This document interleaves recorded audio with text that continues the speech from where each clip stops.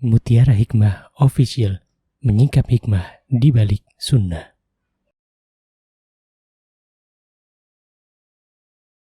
Salurkan donasi terbaik Anda untuk mendukung dakwah Mutiara Hikmah Official.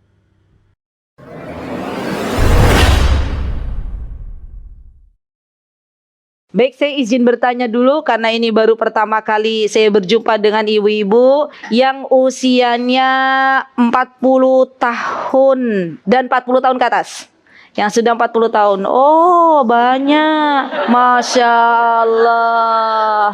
Alhamdulillah. Dua saudari kita yang tahun ini pas 40 tahun. Alhamdulillah. Berarti kalau yang pas 40 tahun ya, Masya Allah. Yang kurang dari 40 tahun 37. Yang menjelang usia 40 tahun. Alhamdulillah. Yang 60 tahun, coba saya cek dulu. 1, 2, 3, 4. Subhanallah, banyak. Baik, Alhamdulillah wa syukurulillah. Yang ABG, ini dia ABG. Mbak, berapa usianya ibu? 26. Masya Allah. Alhamdulillah. Masih ada yang ABG, masih muda. Usia di dalam Islam itu ibu-ibu kalau di bawah 30 tahun itu berarti masih muda. Ibu-ibu usianya ustazah, saya usianya 29 tahun 9 bulan 11 hari. Misal, berarti masih muda. Ya, walaupun dia sudah mendekati 30 tahun. Ya, di dalam Islam subhanallah ibu-ibu itu dimulai dari usia bayi, dari mulai sobi. Ya, sobi, bayi. Kemudian setelah itu usia anak-anak, ya usia tiflun namanya. Baru kemudian setelah tiflun anak-anak itu syabab. Syabab itu usia-usia di mana seseorang biasanya sudah balik. Kalau perempuan di antara cirinya adalah dia mendapatkan menstruasi. Berarti dia sudah jadi pemudi. Kalau laki-laki dia sudah mimpi basah. Berarti dia seorang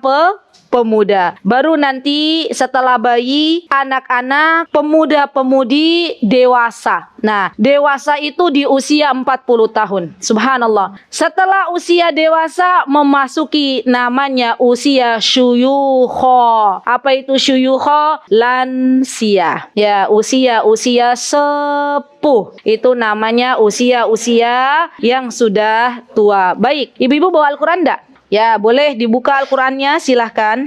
Biar kita tahu fase kehidupan manusia. Surah Ghafir ayat 67. Dibaca di mouse bareng-bareng. Ya, dibaca ta'awud terlebih dahulu. A'udzu billahi minasyaitonir rajim. Bismillahirrahmanirrahim. Huwallazi khalaqakum min turabin summa min nutfah summa min alaqatin summa yukhrijukum tifla summa litablughu ashuddakum summa litakunu syuyukha wa minkum man yutawaffa min qabl wa litablughu ajalan musamma wa la'allakum ta'qilun. Terima kasih ya, semoga apa yang tadi ibu-ibu baca menambah pundi-pundi amal solih kita, memberatkan timbangan kebaikan kita di akhirat nanti. Amin, Allahumma amin. Baik, di sini Allah menjelaskan tentang fase kehidupan manusia. Huwallazi khalaqakum min turab. Allah subhanahu wa ta'ala menciptakan kita semuanya dari tanah. Summa min nutfah. Kemudian Allah ciptakan kita dari setetes mani. Summa min alaqah. Kemudian Allah ciptakan kita dari segumpal darah. Summa yukhrijukum tifla. Kemudian Allah keluarkan manusia dari rahim ibunya menjadi seorang anak.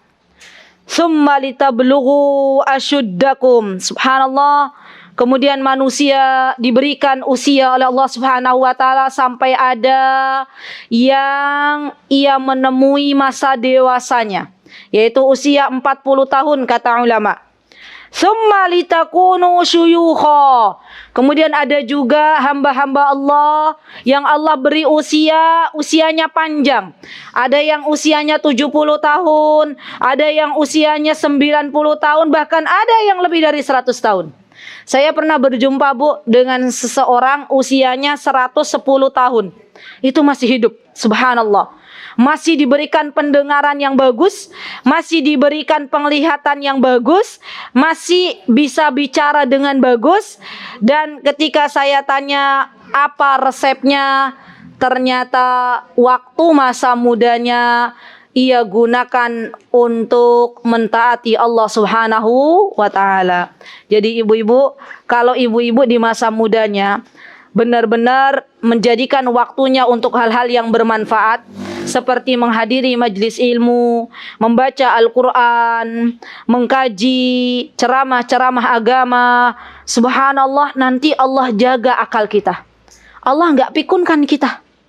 Allah jaga penglihatan kita. Allah jaga telinga kita.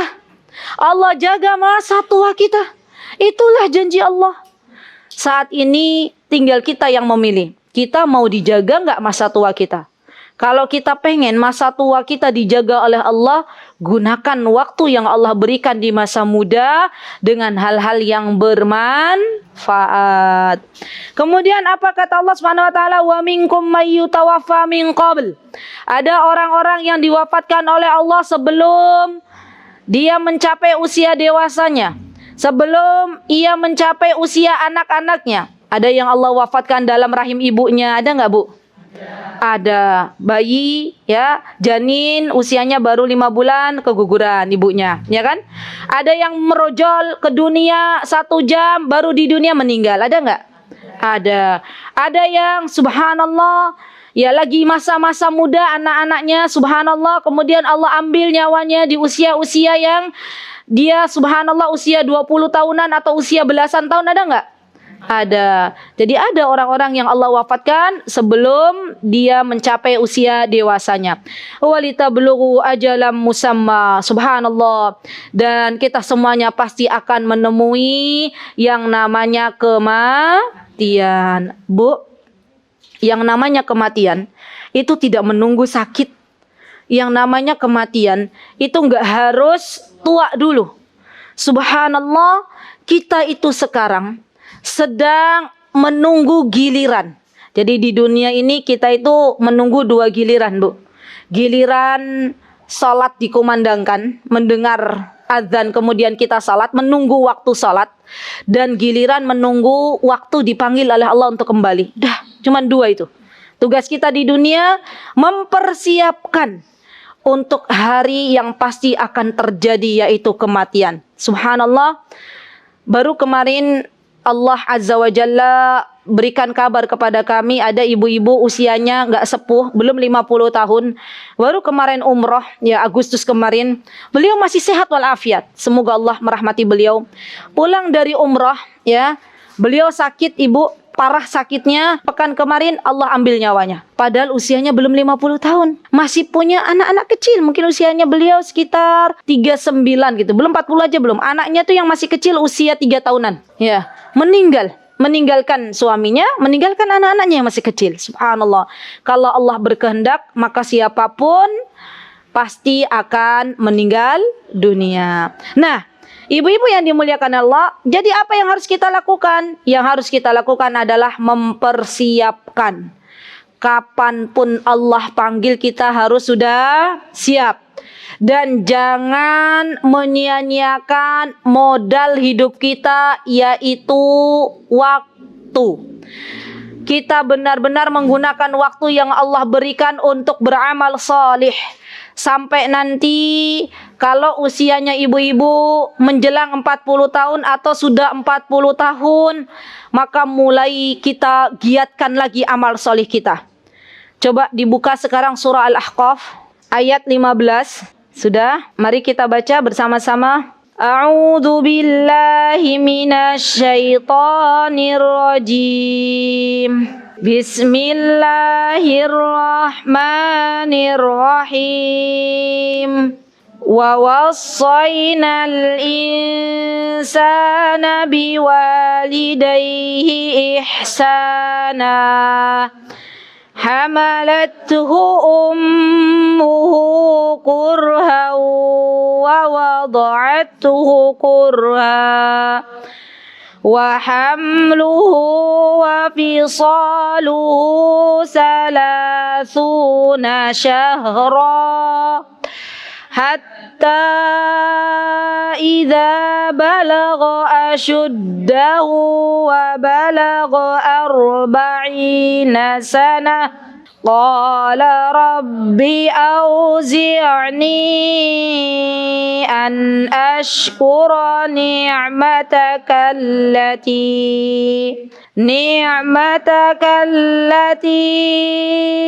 an'amta alayya wa ala walidayya wa an a'mala salihan tardah wa aslih li fi dhurriyyati inni tubtu ilaika wa inni minal muslimin.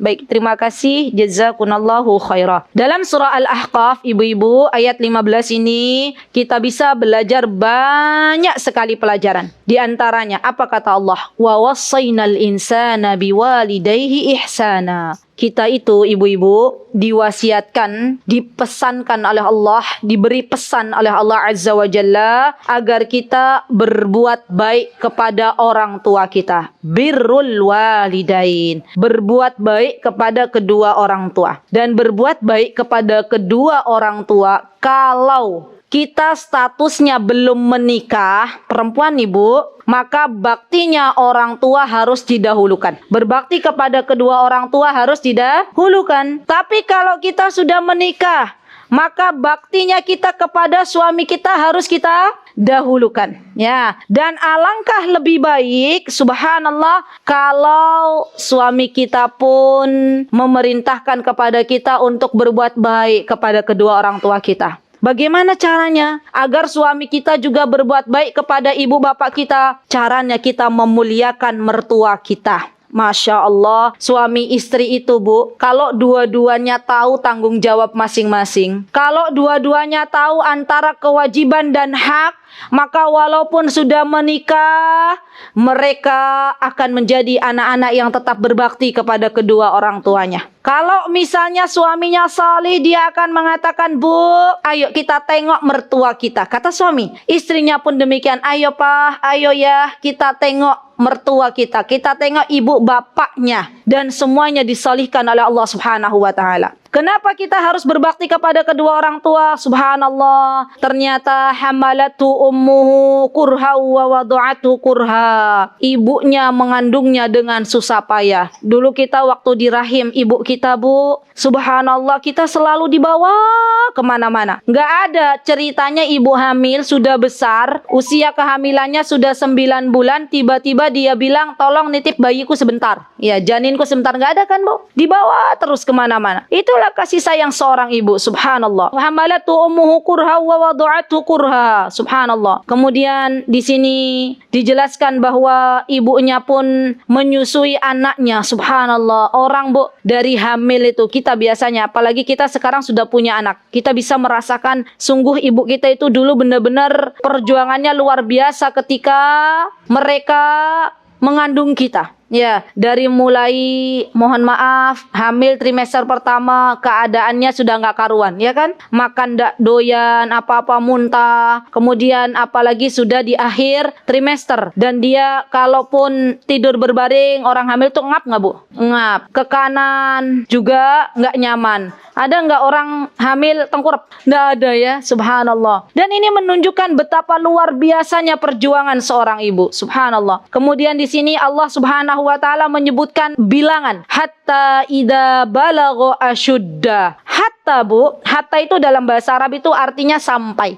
sampai ketika usia dia balagha. Balagha itu kata orang Arab, balagha itu sebentar lagi sampai. Asyuddahu wa balagha arba'ina sana. Lihat Bu, kata Allah sampai ketika dia usianya arba'in. Arba'in itu diterjemahkan bisa kurang dari 40, 439 itu sudah masuk arba'in, atau lebih dari 40 itu sudah masuk arba'in juga. Ibu-ibu pernah nggak ngaji kitab namanya Hadis Arba'in Nawawi? Pernah? Ada kajian saya kitab Hadis Arba'in Nawawi itu kemarin baru selesai di Masjid Mutiin setiap Selasa, pekan 1, pekan 2, pekan 3, pekan 4 sudah selesai. Alhamdulillah, ternyata jumlah hadisnya bukan 40, jumlah hadisnya 42. Ya, berarti ini menunjukkan arba'in bisa dipakai sampai bilangan 42 bilangan. Hatta arba'ina sana. Ya. Qala, maka seorang hamba dia berkata, Rabbi. Di sini ibu-ibu, orang yang sudah usianya 40 tahun dia tahu diri. Rabbi. Di sini bukan menunjukkan, dia bukan bilang wahai ilahi, tapi wahai Rabbi. Artinya kalau dalam kitab akidah itu namanya tauhid rububiyah. Dia paham bahwa Allah yang menciptakannya. Ya, maka dia mengatakan Rabbi. Auzi'ni. Lihat Bu, ini doa tolong dicatat.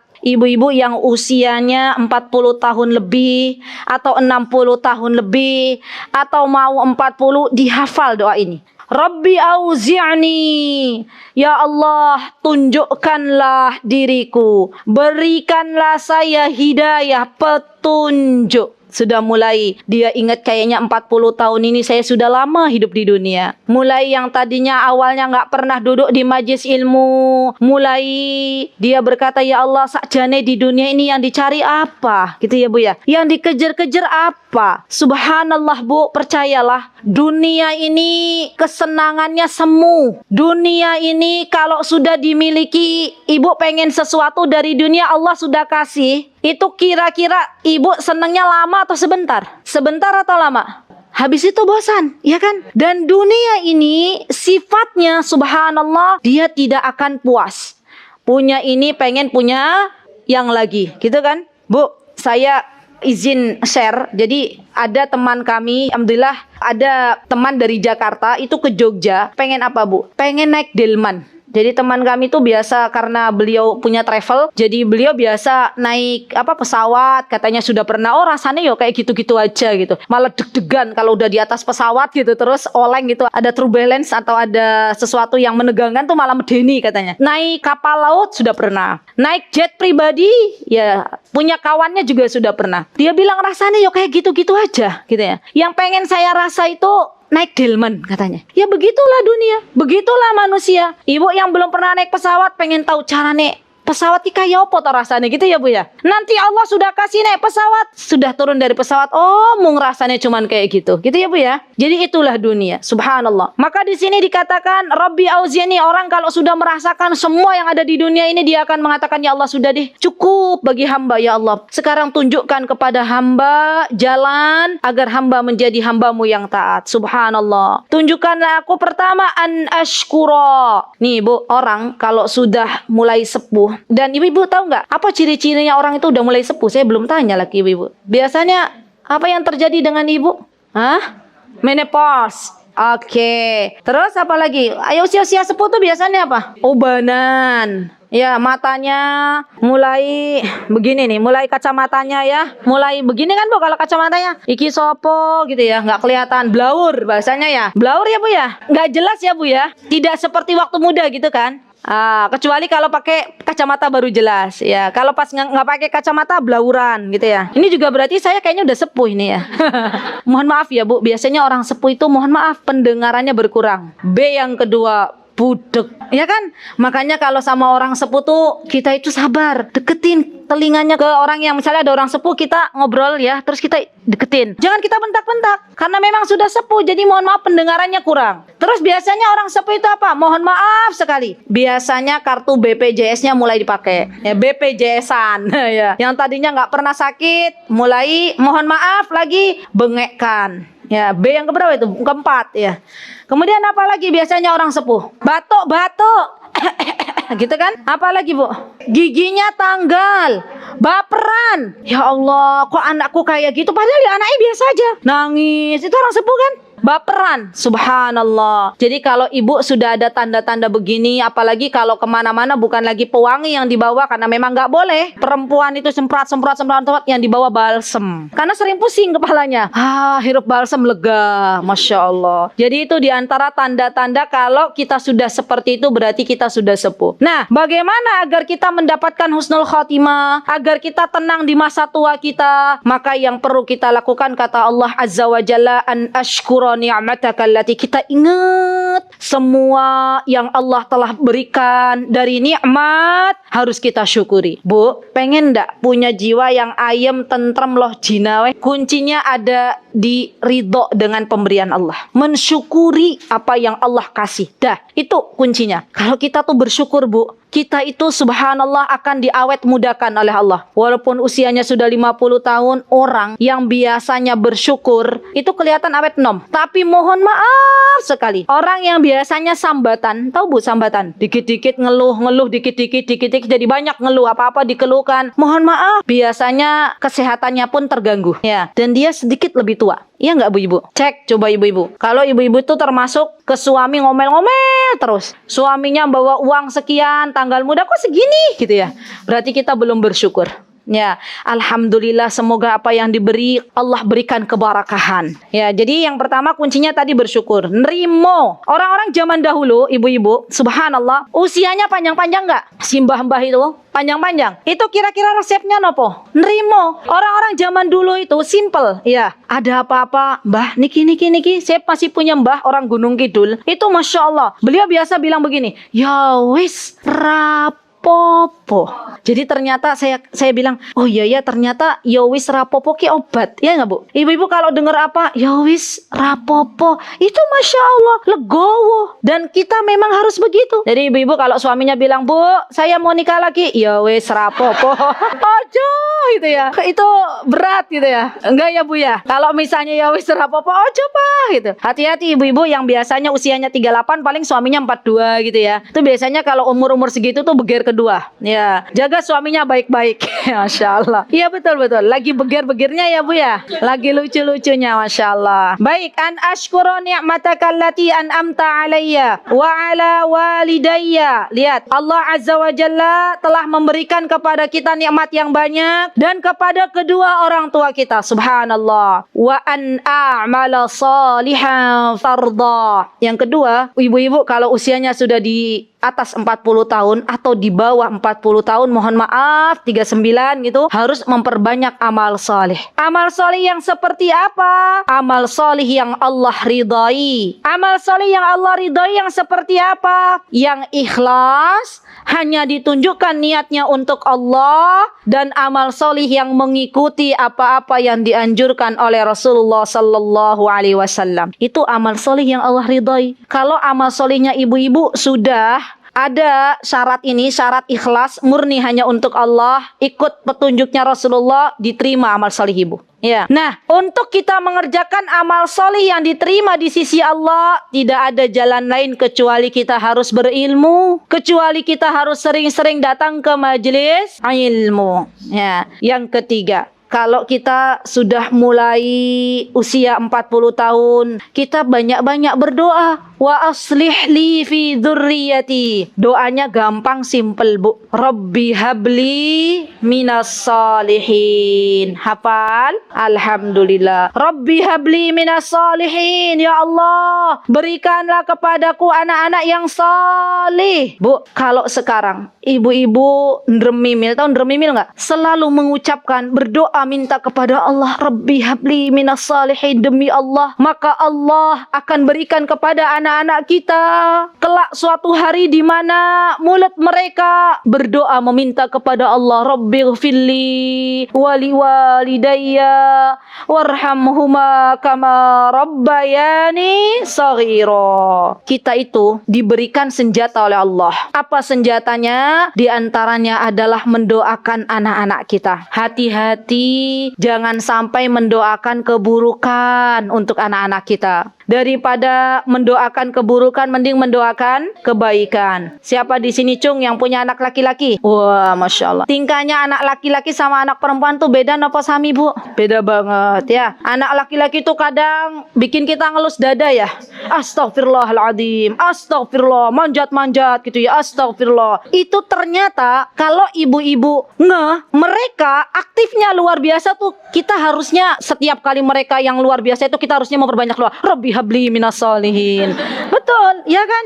Rabbi habli minas solihin. Dan biasanya, mohon maaf, saya mau tanya ke ibu-ibu yang sudah sepuh. Ibu punya anak 1, 2, 3, 4, 5. Anaknya tuh ada di antara, kan namanya anak itu enggak, subhanallah, terkadang ujian dari Allah, ya kan? Ada yang Allah berikan solih semua. Ada yang satu, Masya Allah, beda sama kakak adiknya, ya Bu ya? Itu biasanya itu anak yang model begitu selalu diingat nggak sama ibu? Selalu. Jumat doa lagi, Rabbi habli minas solihin. Ya Allah, solihkanlah Ahmad misalnya, solihkanlah Bagus dan Bagus misalnya namanya, solihkanlah siapa, disebut terus. Dan ibu hikmahnya, kenapa Allah jadikan si anak itu subhanallah tingkah polanya luar biasa, biar kita banyak mendoa, biar kita minta sama Allah, banyak doain, subhanallah. Dan kita tahu ibu-ibu, tidak ada yang bisa kita lakukan dalam mendidik anak-anak kecuali kita minta agar Allah menjadikan anak-anak kita anak-anak yang salih. Ya, semoga Allah Subhanahu wa taala memberikan kepada kita keturunan yang salih dan salihah. Amin. Terakhir,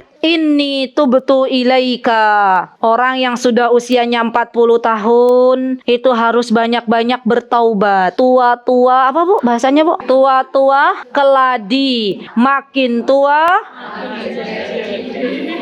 itu artinya apa tuh Bu?